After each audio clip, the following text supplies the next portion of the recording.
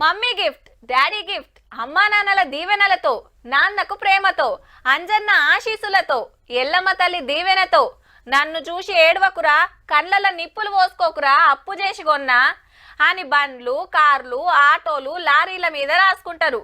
గవ్వోకేనట గాని గివ్వే రాసుకోదటిగా.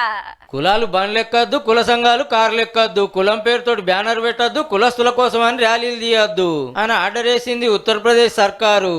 అంతేకాదు పోలీస్ స్టేషన్లలో సుతా నీ కులం ఏందని పలానా కులం అని ఎఫ్ఐఆర్ లో రాయొద్దట. మొన్న కేసు విచారణలో కులం పేరు తెచ్చేటోరు కోర్టు గరమైనందుకు గవర్నమెంట్ ఈ నిర్ణయం చేసిందన్నట్టు. జాటు, క్షత్రియ, యాదవ్, బ్రాహ్మణ్, దళిత, రాజ్పూత్, ఆ కులం ఈ కులం అని బండ్లు కార్ల మీద రాసుకొని తిరుగుతుర్రట చాలా మంది. నా బండి నా కులం నా ఇష్టం అని రాసుకుంటే బరాబర్ పట్టుకుంటారట, బాజాబ్తో ఫైన్లు గీక్తారట. ఇక పోలీస్ స్టేషన్లలో నాది పలానా కులం, మా బలగం ఇంత అంత అని పతారా చూపిస్తుర్రట కుల పెద్దలు. అందుకే ఎస్సీ ఎస్టీలకు తప్ప ఎఫ్ఐఆర్ లింక్ ఏ కులం పేరు రాయొద్దని రూల్ తెచ్చిర్రు.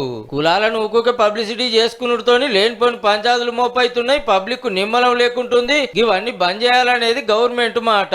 మరి ఉత్తరప్రదేశ్ ఉత్తములు ఎంతవరకు ఫాలో అవుతారో గాని నరనరాళ్ళ కులం ఇంకిని ఇండియాలా కులం పేరెత్తకుండా రాజకీయం చేసుడంటే నీళ్ళకెళ్ళి తడవకుండా నడువమన్నట్టే.